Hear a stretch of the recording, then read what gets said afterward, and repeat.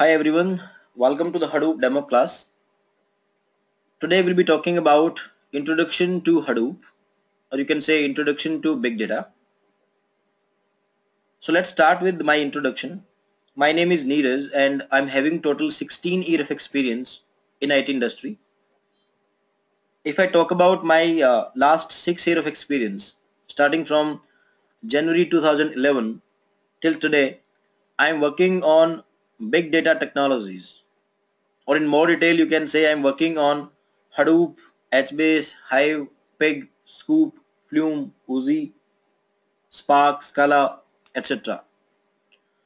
Along with working on these technologies, I share my knowledge with working professionals like you so that you can also learn this new and emerging technology. You can also jump into a big data world. So that was a quick introduction about me. Now let's start with introduction to Hadoop. So we'll be starting the class with the agenda. So the agenda for the demo class is Internet in real time. What is Hadoop? Master slave architecture. Hadoop distributed file system, which is also known as HDFS. MapReduce. Hadoop Services. What is big data? Why Hadoop is important for career. Prerequisites to learn Hadoop and Hadoop training details. This is the agenda and we'll be covering this in much more detail one by one. So let's start with the first one, Internet in real time. You know that we are using internet throughout the day. Starting from early morning till late night, we are using internet. We are searching for something on Google. We are watching videos on YouTube. We are purchasing household items and other items from e-commerce websites. eBay, Amazon, Flipkart, Snapdeal. We are doing online transactions. We are part of Facebook, LinkedIn, Twitter, and we are sending messages on WhatsApp. So ultimately, starting from early morning till late night, whatever activities you do over internet, that is ultimately increasing the data. And how fast the data is being generated, this slide will give you the brief idea. You can see at the top of this, at the bottom of this screenshot, it is saying that by the way, in the 5 seconds, you have been on this page, approximately 1,12,870 GB of data was transferred over the internet. Isn't that surprising? Just 5 seconds and approximately 1,12,870 GB of data was transferred over the internet. If you want more detail, you can have a look. Start from left upper corner, Twitter.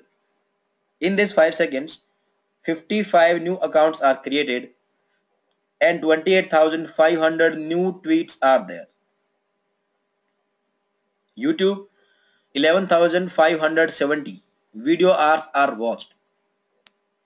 At the same time, 10 video hours are uploaded. You can see the stats for LinkedIn, 901 user searches, Skype, these many calls are placed using Skype. We have the stats for Instagram, how many likes, how many comments and how many snaps uploaded. We have the stats for Google, how many searches and how much of ad revenue generated. Amazon, how many items purchased and how much money spent. App Store, how many applications are downloaded, and Play Store, how many applications were downloaded from Play Store. You can see the stats for Facebook. These many likes, these many posts and approximately 30 GB of data. WhatsApp, 60 new accounts are created and millions of messages are sent. Ultimately, you can say that gone are the days when we were dealing in MB or GB of data. Nowadays, we are dealing in terabytes and petabytes of data.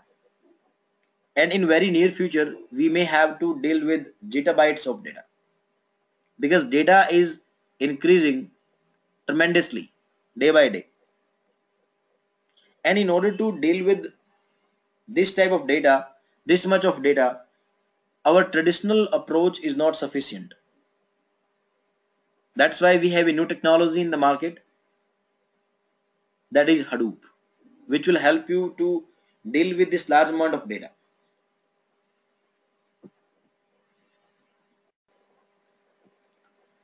So let's move to the next slide. The next is, what is Hadoop? So first of all, Hadoop is an Apache product. Apache is the company which is developing this software Hadoop, and this is still under development. Every few months, every few weeks, Apache is releasing newer version of Hadoop. And this is an open source framework. As we all are from IT background, we very well understand what's the meaning of open source. That means you can go to Apache website, you can download this software and you can use it for your personal use or maybe for your enterprise purpose. And there is no cost associated with that. That is free of cost available on Apache website. Hadoop is providing distributed storage and distributed processing. Although we can explore it technically, but let's start with a layman language example. Our main target is that we should be clear on the basic concept of Hadoop. Later on, we can explore each and everything in much more detail. Suppose there is a school, and in that school there is a principal, and there are 10 teachers as well. Now suppose there is a task of checking 1,000 answer sheets. If principal himself or herself will try to check those 1,000 answer sheet, more time will be taken, because checking 1,000 answer sheet is not a small task. On the other hand, if principal can distribute the task among 10 teachers, the same task can be completed in less amount of time. And there is nothing like rocket science in that. It's very old mathematical concept. More number of workers will be taking lesser time to complete the job, and less number of workers will be taking much more time to complete the job. The same funda is applicable to Hadoop. Hadoop does not concentrate on overloading a single system. Instead, it is dependent upon multiple systems. That means if you have a large amount of data, Hadoop can distributively store it on multiple machines. And similarly, Hadoop can distributively process it on multiple machines. So Hadoop is providing you distributed storage and a distributed processing environment. We are not overloading a single system neither for storage nor for processing. Multiple machines will be participating in this, which will help us to deal with a large amount of data in less amount of time. So with the help of this distributed nature, we can deal with large amount of data very easily.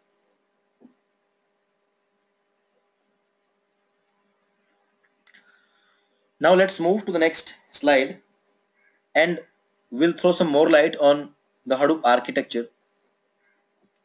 So Hadoop is providing a master-slave architecture. You can compare with school example. In school, principal was there who was controlling the teachers, or I would say who was assigning the task to the teachers. There was a big task.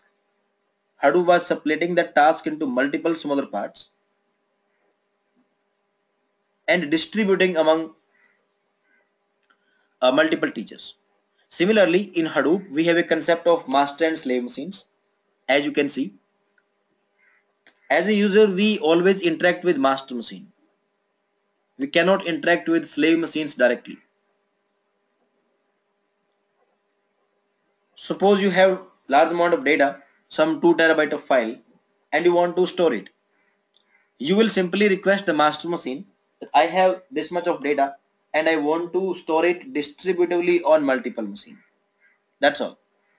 After that, it's master machine's duty to split your data, split your big file into multiple smaller parts and store it distributively on multiple slave machines.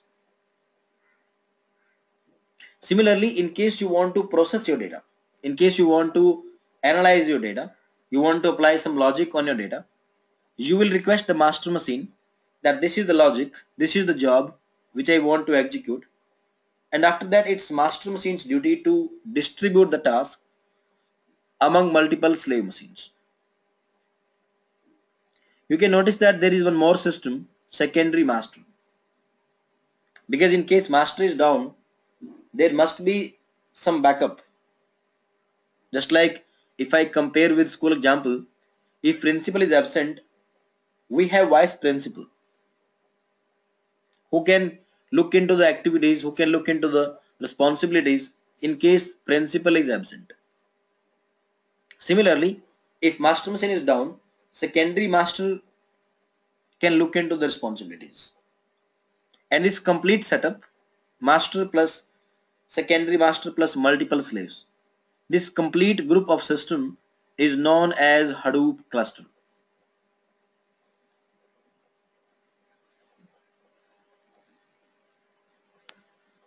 So friends, in case you are having any doubt till this slide, you can ask me.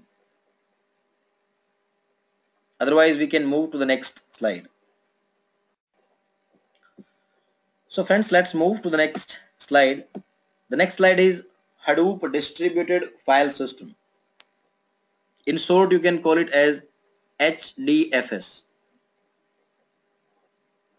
In one of the previous slide, we were talking about that there are two main modules of Hadoop: distributed storage and distributed processing. This slide is more about distributed storage. Let's have a look at this picture. You can see that we have a box which says name node. Till previous slide, I was using very layman terminology like master machine, slave machine.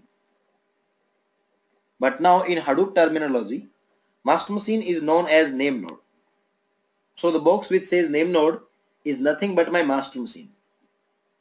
We have a backup node, that's nothing but my secondary master. Or you can say backup for the master. Apart from these two, if you will come down, I have 5 data nodes. Those are nothing but my slave machines. And this dotted arrow indicates that name node is giving the required instruction to all the data nodes. Or you can say my master machine is controlling all the slave machines.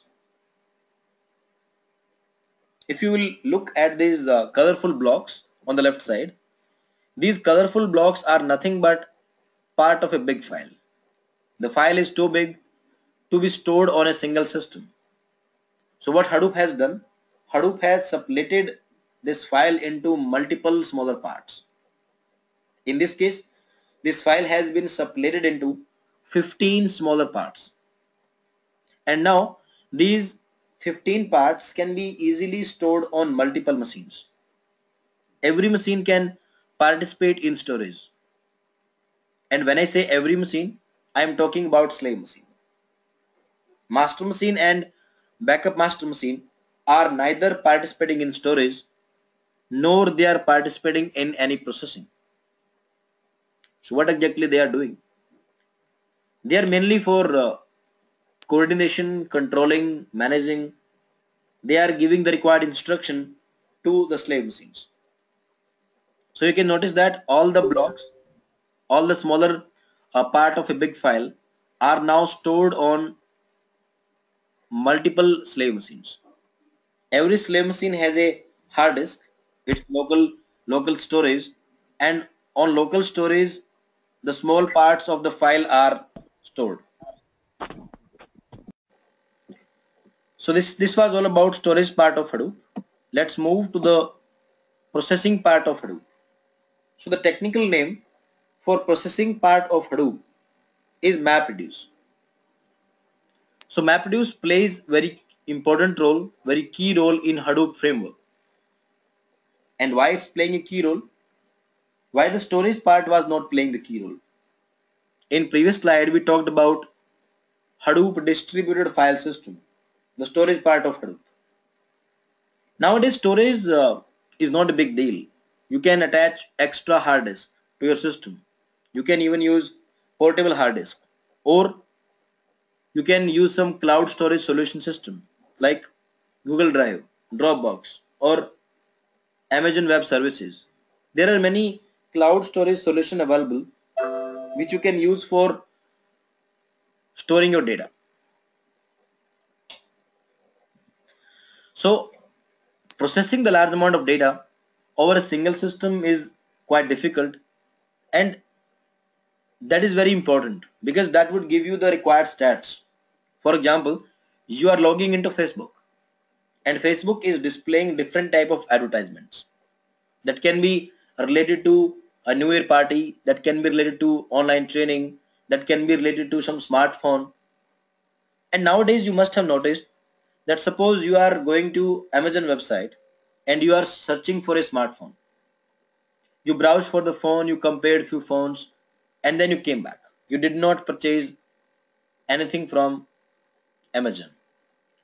Now when you are logging into Facebook, you will be surprised that now Facebook is displaying the advertisement for the same smartphone from Amazon. How is it possible?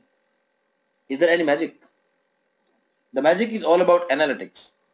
Whatever activity you perform over internet on different websites, those are used to display the advertisement for you. Nowadays suppose you are looking for some flights but you did not book it. The next day onwards, on every website you go, you will find the similar advertisement for the flights. So this is all about analytics. When you have large amount of data, when you have a click history detail available, by utilizing that, you can enhance your business. You can make your advertisement more effective. When you click on any advertisement on Facebook, your details are captured. Like what's your username, which country you are logged in from, what is the date and time, which type of advertisement you are clicking upon. Because later on the data can be utilized, can be analyzed. Like people from which age group, people from which professional background, people with which gender, people from which geographical location are interested in which type of advertisement, which type of activities. That will help Facebook to make their advertisement even more effective. So ultimately storage of data is not a big deal, but processing of data, generating of useful stats, analyzing the data is more important. That's why MapReduce plays a key role in Hadoop framework. So MapReduce is a programming model for writing application that rapidly process large amount of data. MapReduce has a special feature that it can execute the logic on multiple machines parallelly. As a user, you are providing a logic to master machine that I want to execute this job. After that, master machine has the capability that it can execute the same logic on multiple machines parallelly. Ultimately, the large amount of data which is stored on multiple machines can be processed easily, can be processed in less amount of time. So MapReduce is consists of two words, map and reduce, or you can call it as mapper and reducer. In order to understand mapper and reducer in much more detail, I will take you back to the school example. So let me remind you, the principal had distributed the task among 10 teachers. That means every teacher is responsible for checking 100 answer sheets. First teacher will check 100 answer sheet and will be preparing the result for those 100 students only. Similarly, second teacher will be picking up the next 100 answer sheets and will be preparing the result accordingly. Ultimately, all 10 teachers are independently checking 100 answer sheet each and will be preparing the result accordingly. At the end, there are 10 small results. Principal may come and may say that I have distributed the task among all of you, that's fine, but that does not mean that you will give me 10 different small results. I don't need that. I still need one consolidated result for my school. So what can be done now? Principal can choose one teacher that can you please collect the small results from each teacher and consolidate that into a single consolidated result. That's what I need. So the individual processing every teacher was doing independently, that independent processing is known as mapper.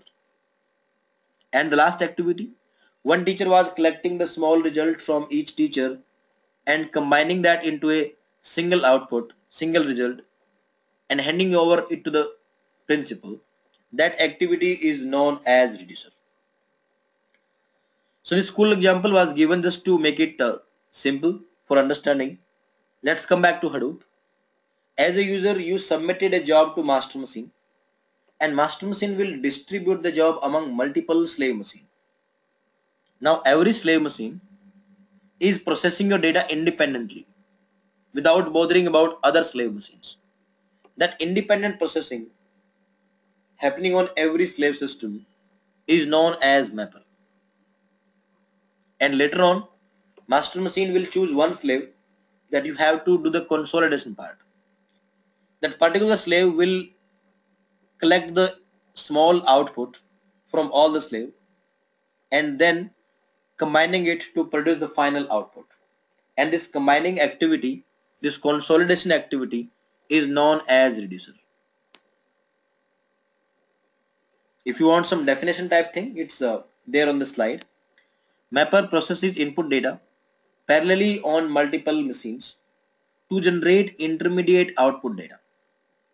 What mappers are producing is not the final output, it's intermediate output, right? And then reducer will be fetching intermediate output from all the mapper and generate final output data. That is all about reducer. So friends, this is all about the processing part of Hadoop, or you can say that MapReduce part of Hadoop. In case you are having any doubt till this slide, you can ask me.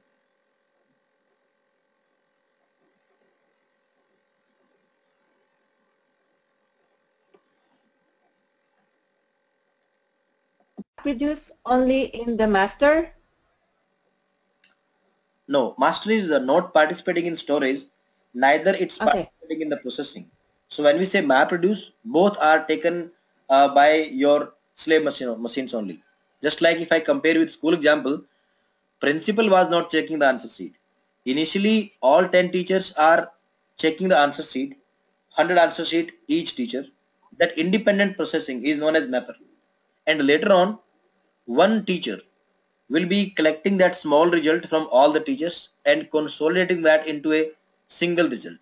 So whether it's mapper or it's reducer, it is taken care by slave machine, but controlled by master. Master will decide which machine has to do the reducer part, which machine has to do the consolidation part, and accordingly that particular slave system will be doing the consolidation part. Okay. Thank you. Is it clear now? Yes. Thank you. That's good. Okay, so friends, let's move to the next slide. The next we have is Hadoop Services. When we install Hadoop on our system, we will be starting with the regular classes tomorrow, and the very first thing we will do is installing Hadoop on your system, so that whatever things I will show, I will demonstrate practically on my system, you should be able to do all these things practically on your system as well. So once the Hadoop will be installed, few services will be running. and let's talk about those services. The first two services are name node and data node. Few slides back, I was saying that name node is nothing but my master machine and data node is nothing but my slave machine, right? But suddenly I am saying that these two are services. So which one is true? Actually, these are services only. But since the name node service is running on master machine, that's why even master machine is known as name node. And similarly, data node service is running on every slave machine. That's why every slave machine is known as data nodes. Otherwise, these are services. And these two services are taking care of storage part of Hadoop. Hadoop Distributed File System, HDFS. Similarly, we have two more services which are taking care of processing part of Hadoop, or you can say MapReduce part of Hadoop. One is job tracker, which is running on master machine, and another one is task tracker, which runs on every slave machine. So you can say that these services running on master and slave machine are taking care of your storage and processing part. So name node along with all the data node services are taking care of storage part of Hadoop.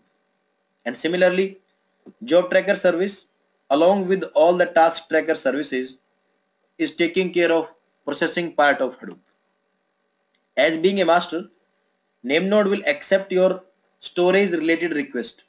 You want to load some data into multiple system, distributed storage. So name node will accept your request and then assign the task to multiple data nodes so that they can split the data into multiple smaller parts and store it on distributed system.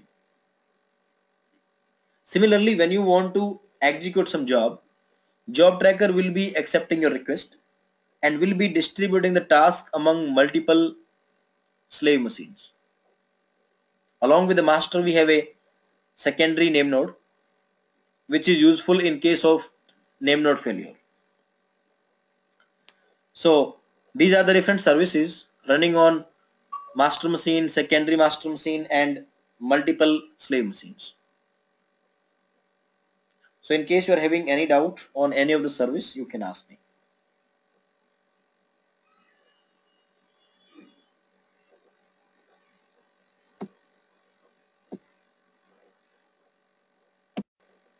Yes, Karthik, go ahead. Hello? Yeah. The secondary name node is a master machine, right? Secondary name node is not master machine. Hello? That's the backup for master machine. Okay. Okay. So, in the present slide, where is the master machine, the name node? Yes, this is the master machine on which name node service Okay. and job tracker service is running. One service is taking care of this part, and this job tracker service is taking care of processing part. Okay. So I have a question that the same thing. So the same master machine will take care of the storage and the processing, right? Right. Okay. So when it is divided to the slaves, the same thing. So what does the data node do and what does the task tracker do? Okay. So name node, as we discussed earlier, master machine does not participate in the storage. Name node is for accepting your request. If you are storing some data, name node will accept your request and then it will distribute the task among multiple data nodes. So actually your task will be by data nodes. Name node is just for controlling and managing the things. Similarly, when submitting a job tracker will accept your job. It's not running by itself. It is accepting your job and then distributing it among multiple task tracker. So just like he was assigning the task, he was distributing the task, but he was not checking the answer sheet by himself. Answer sheets are actually checked by your teachers only. Okay. And also, when you said in the last example, the teachers take all the 100 answer sheets, right? Okay. So when we compare with this data, so each slave machine will pick the data randomly, or like is it distributed among, like will it take only the distributed data, or again will it take the data which is done by other slave machine? No, first of all, one slave machine is not bothered about any other slave. Okay. When you store your data will be separated into multiple smaller parts and stored on multiple systems. Okay. That means data is already shared on multiple machines. When you talk about processing, then there is no role of storage. It's already there on every system, right? So when you talk about processing, it will start executing. I mean, master machine will distribute the task among multiple slave machine, and multiple slave machine will be parallelly processing your data. Initially, mapper will be happening. That means every machine will be independently processing your data. And later on, one machine will consolidate your output. That is known as reducer. Yeah. Hello. Is it clear now? Yes, sir. And it is the master machine duty that the data is perfectly distributed to each slave, right? Absolutely. Okay. Yeah. Thank you, sir. Okay. You can go ahead. Okay, so friends, this was all about the different services running on different system of Hadoop cluster. Let's move to the next slide. The next slide is what is big data and what is the difference between Hadoop and big data. Because Hadoop and big data are the two things which are used interchangeably. Someone may say that I'm working on Hadoop, and the next day he will say that I'm working on big data. Are these two things same, or the two things are related? So let's try to understand what big data is. So big data is story of 3 V's. And what are those 3 V's? Those 3 V's are volume, velocity, and variety. Volume of data we have seen on very first slide, right? 1 lakh, few thousand, few hundred GB of data was transferred over the internet. So volume is very high. And velocity, the speed of data. That 1 lakh, few thousand, few hundred GB of data was generated just in 5 seconds. That means even the velocity of data is quite high. And variety. We have audio files on internet, we have video files, we have status messages, we have, I can say, advertisement, we have YouTube, we have Facebook, LinkedIn, Twitter, e-commerce website. There are so many things. So variety of data is again very high. And if I combine these 3 V's, that is volume, velocity, and variety, you will find that the data complexity will be very, very high. And in order to deal with that complex data, Hadoop is not sufficient. Because Hadoop is a base technology. It provides the base for other sub-technologies. On top of Hadoop, other sub-technologies like HBase, Hive, Pig, Scoop, Spark, Scala. So these type of sub-technologies are running on top of Hadoop. So when we say Hadoop, that means only Hadoop. And when we say big data, that means Hadoop plus its sub-technologies. So either I can say I'm working on Hadoop, HBase, Hive, Pig, Scoop, etc. To make it more simple, I can simply say I'm working on big data technologies. So big data is something bigger than Hadoop because big data contains Hadoop plus all other sub-technologies as well. So that's the difference between Hadoop and big data. So now let's move to the next slide. The next slide is why Hadoop is important for career. People from different background, data warehouse housing background, Java background, .NET background, Informatica, and even from non-technical background, like medical background. The people from medical background or any other non-technical background, what they are doing in Hadoop is they are analyzing some data. There was a medical guy in my previous batch. What they were doing is their company was distributing some medicine across different countries in the globe, and they have done some survey. What is the after effects of that medicine? What are the positive things? What are the side effects? All that stuff, depending upon different age, different climate, different food habits. Ultimately, they had some large amount of data, and they wanted to analyze the data, because that analysis will help them to move their business in the right direction. So anyone who is having large amount of data in any form, they can work on Hadoop. So let's talk about why Hadoop is important for career, why people are running towards this new and red hot topic. The very first point is better salary. If you will compare the billing rate of a Hadoop consultant with any other technology consultant, you will find it on little higher side. Second thing is big companies are hiring. When a new technology is coming in the market, there are many things which comes in our mind, whether we should learn this technology or not.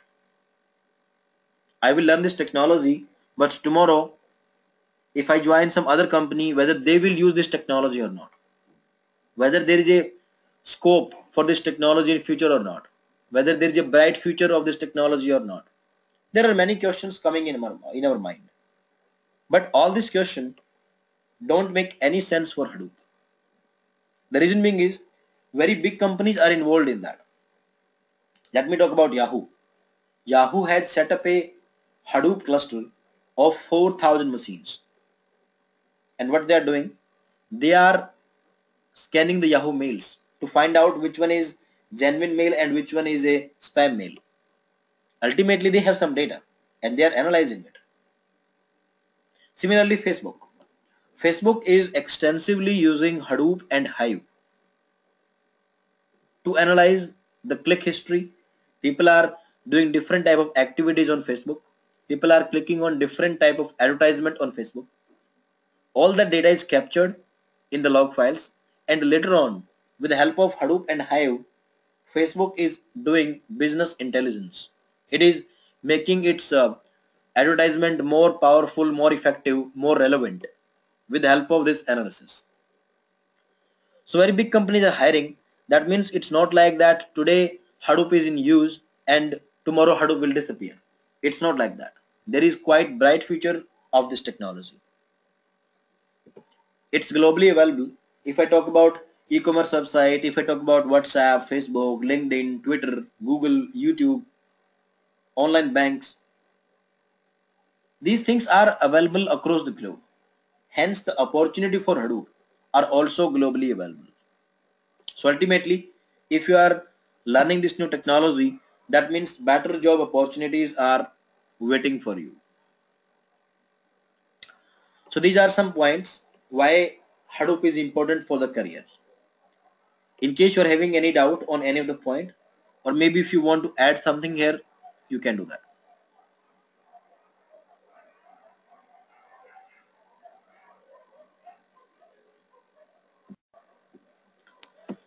So the next slide is all about prerequisites to learn Hadoop. So we are technically done with introduction to Hadoop.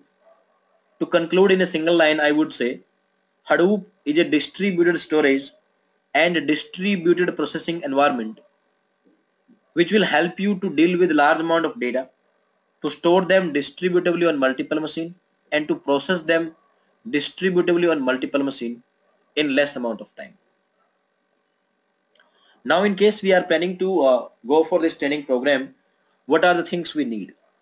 Hardware wise, software wise, knowledge wise, let's check these things out. The very first prerequisite is Linux based operating system.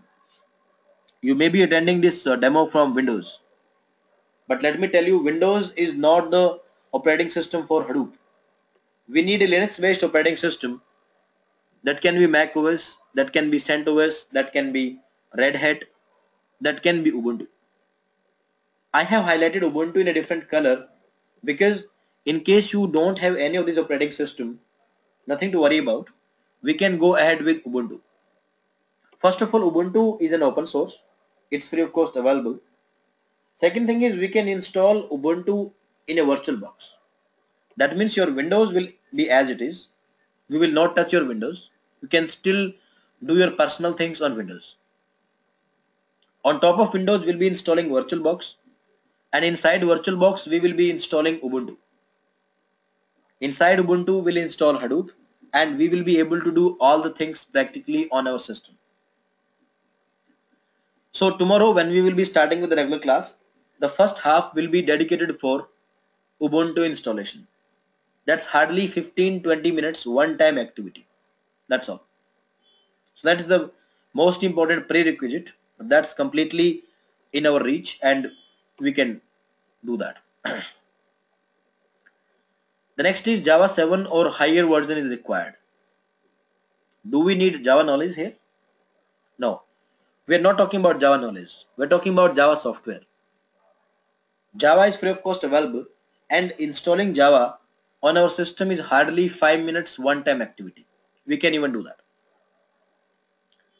Disk space is required to hold the large amount of data, and RAM is required to process large amount of data.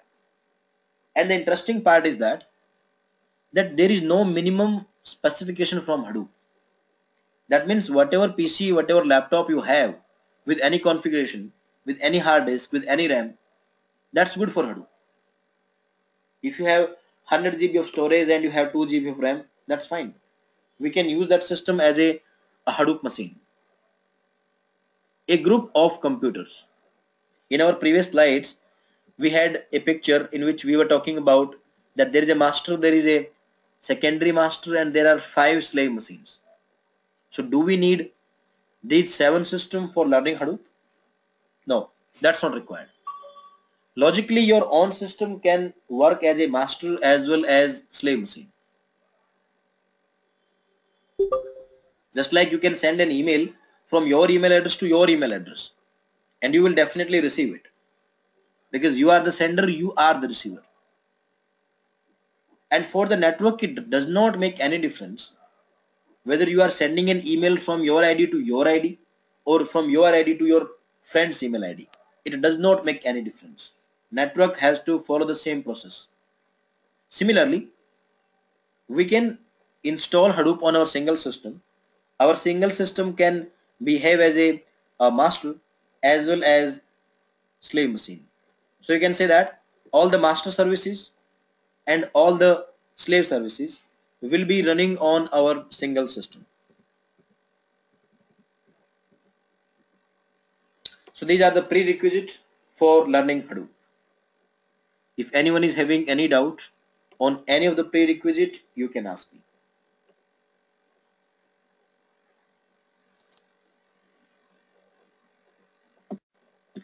So let's move to the next and the last slide for today. That is Hadoop training details. So let's talk about the first type of training, that is Hadoop developer training. This type of training needs prior Java knowledge. It is suitable for the guys who are coming from Java background. Second and the more famous training is Hadoop admin. The best part is it does not need Java knowledge.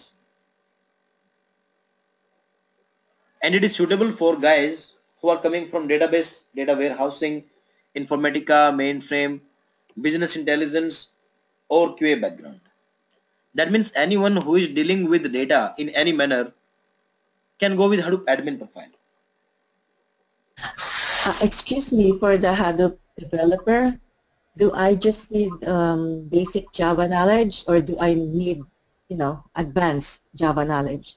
No, advanced knowledge is not required. If you have very brief idea, very basic idea about core Java, that is more than sufficient. Okay, thank you. Yeah. So now let's talk about which type of training I will be conducting. We'll be conducting a combined training program, Hadoop admin plus Hadoop developer plus HBase plus Hive plus Pig plus Scoop plus Spark plus Scala and a POC, proof of concept. These things, HBase, Hive, Pig, Scoop, Spark, Scala, POC, these are common for Hadoop admin or Hadoop developer. You can say that 80% of training, 80% of 1 month training is common for admin or developer. Only few classes make small difference. I will be conducting 3-4 classes which are specifically for Hadoop admin, and I will be conducting 2 classes which are specifically for Hadoop developer. In case someone needs more development, since not everyone from our batch is not from the Java background, but suppose someone is from Java background and he or she says that I want some more development, I can even provide that separately. We may not be covering more developer stuff during the classes during the batch timing, because everyone is not from Java background, but separately on a separate timing, maybe over the weekend, I can conduct some extra developer classes if required, if someone is interested in that. Otherwise, Hadoop admin plus all this sub technology does not need any Java knowledge. Only Hadoop developer would need Java knowledge. And if someone is interested to go for that, because nowadays companies are looking for one-man army, companies are looking for someone who can work as a Hadoop admin as well as Hadoop developer. In that case, you should keep yourself open for learning any new technology as well.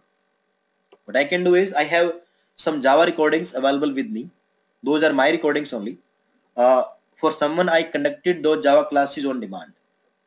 What I can do, I can share those recordings with all of you.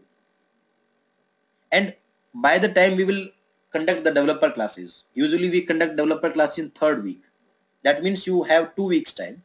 In those 2 weeks, in your free time, you can go through those Java recordings, which will make you comfortable, which will make you aware about little Java knowledge. And once I will be conducting Hadoop developer classes, you will understand something. You won't be completely blank. So this is our training program, and some more non-technical details are displayed here.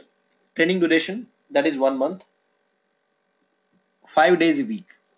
And those 5 days are Monday to Friday morning India time, Sunday to Thursday evening US time. You can make a note of this because this is a little confusing. People from US usually they forget to attend the class on Sunday. So I'm repeating it again. Monday to Friday morning, that's India time. The same is Sunday to Thursday evening US time, so that your Friday night and Saturday night is free. So friends, that is all about Hadoop training details. And with this slide, we are done with introduction to Hadoop. Thank you.